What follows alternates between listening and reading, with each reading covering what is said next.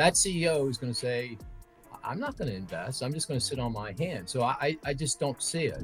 Donald Trump, the president, says that this is being done to protect American manufacturers, to save American workers, and maybe even sooner than you think. After President Trump announced 25% tariffs are coming on all cars and car parts. 5.3 million vehicles produced in Canada and Mexico, 70% exported to the U.S. And now Trump wants to slap a 25% tariff on all of it. The math isn't pretty for American consumers. We're talking thousands of dollars added to every new car purchase. But here's what Trump didn't calculate. Mexico controls the supply chain of parts that keep American auto plants running. They also supply 40% of America's imported agricultural products. One Mexican official put it bluntly, Americans will feel this in their wallets within weeks. How about this for a warning from one auto industry expert? The price of new cars in the U.S. will skyrocket in coming weeks. We learned this week consumer confidence slid to its lowest level since January 2021. Still think tariffs only hurt the other guy? Before we move on, I'd like to ask you a small favor. If you appreciate this content, please take a second to like this video and subscribe to the channel. Over 98% of you watch the videos without subscribing. It costs you nothing, but it makes a huge difference to us.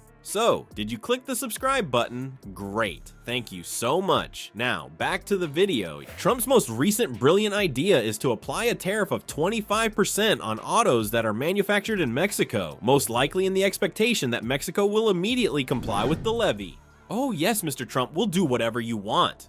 A surprising development, however, is that Mexico is no longer employing that strategy. Claudia Sheinbaum, the new president of the organization, did not waste any time in calling an emergency meeting of the business leaders and threatening them with severe consequences. Probably not a vehicle on the market today that wouldn't be affected in some form or fashion by tariffs. See this, if you go back to President Trump's first term, and look at what happened with manufacturing activity, jobs. Unfortunately, Orange Man's diplomatic maneuver of threatening your third largest trading partner did not turn out to be as successful as he had imagined it would be. Let's accept the fact that the numbers are accurate. More than $60 billion worth of automobile components were brought into the United States from Mexico in the previous year. It would be very difficult for Trump to meddle with such pocket change without incurring consequences. The operation of the manufacturing sector in the United States is dependent on those components. In the absence of that reliable supply network, manufacturing facilities in Michigan, Ohio, and other states would grind to a total halt before President Trump could even utter the word "Kov."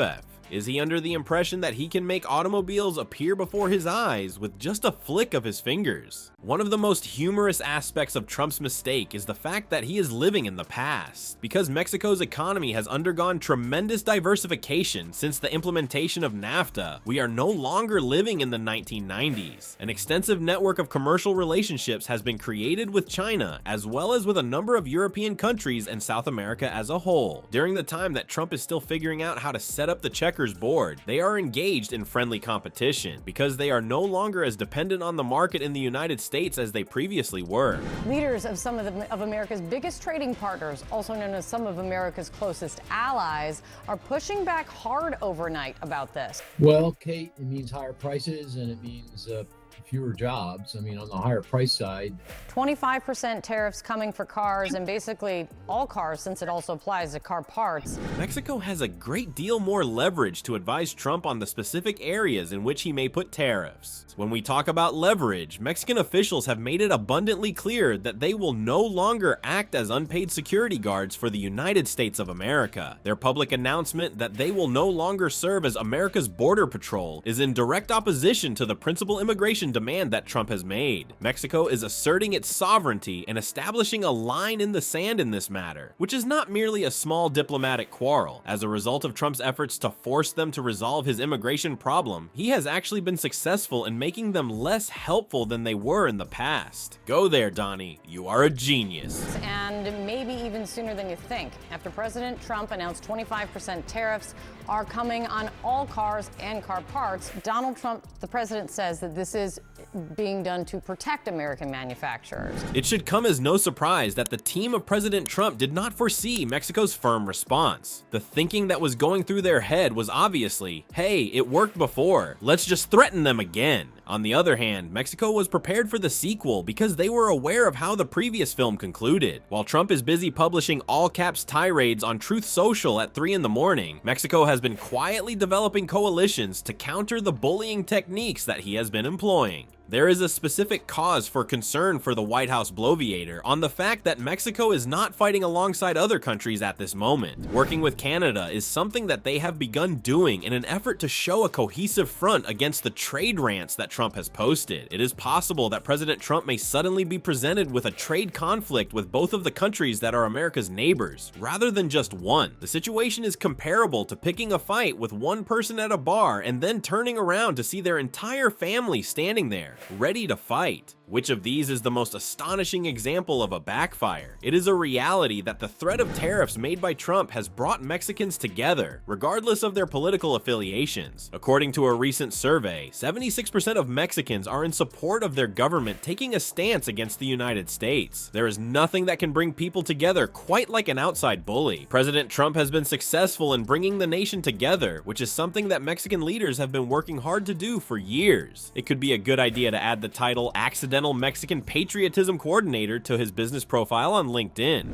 As a consequence of these tariffs, the financial burden will be borne by American consumers, including those who support Trump himself, in the event that the price of automobiles increases by hundreds or even thousands of dollars. It's possible that people in Michigan or Pennsylvania will start to wonder if Trump's trade battles are indeed making America great again, or whether they are simply making things more expensive for them every time they have to pay more for repairs or a new automobile. The most unfortunate aspect is that the change that has occurred in the automotive sector is just the beginning. At this moment, Mexico is getting ready to launch a counterattack at the location that will cause the greatest pain, your dinner table. While Trump is busy attempting to appear tough for his followers, Mexico is quietly working out where to put the most pressure that can do electoral damage shortly before an election. Both of these developments are taking place simultaneously. While they are preparing to defend themselves, they are also getting ready to hit back in ways that might seriously hurt Trump's prospects of winning in states that are considered to be swing states. Despite the fact that Trump believed he was being tough on Mexico, it is possible that he has unwittingly started a food war that the United States would not be able to win. In addition to your autos, Mexico poses a threat to your breakfast, lunch, and dinner, because 80% of the produce you consume comes from south of the border into the United States. Do you take pleasure in posting pictures of that avocado toast on Instagram? What about the tomatoes on your BLT plate? Which strawberries did you put in your smoothie, by the way? The fact that Mexico has put its fingerprints all over your kitchen is something that they are not afraid to remind President Trump of. While the Orange Man child is busy tweeting about immigration, Mexico has quietly gathered an arsenal of economic weapons. President Trump's pledges may leave American refrigerators empty, but Mexico has been quietly gathering these weapons. Let's take a moment to talk about food, shall we? When you go to the grocery store in your area and pick up those fresh vegetables, you are shopping in Mexico's farmers market. In essence, you are spending your money there. That bunch of berries that you're shelling out a lot of cash for? Are you sure about the peppers in your fajitas? You were provided with everything by our neighbors to the south. These shipments are currently being threatened by Mexico with being redirected to other countries. Just picture yourself going to Whole Foods and seeing that the shelves that used to contain your produce are now completely empty. That is not merely a small annoyance, rather it is a political disaster that is just waiting to happen. Additionally, Mexico is not content to simply boost the price of your salad if you buy it. Per their projections, the process of crossing the border would take approximately the same amount of time as it would take Trump to read a book. They are referring to it as enhanced inspections in a diplomatic manner. But let's simply call it what it is: the deliberate slowing down of border crossings until supply chains come to a total halt. Imagine for a moment that Border Patrol officials suddenly became extremely diligent with their clipboard work, as thousands of trucks full of perishable goods are baking in the sun. Your avocados will be a brown mush by the time they arrive, which is comparable to the stance that Trump takes on international policy.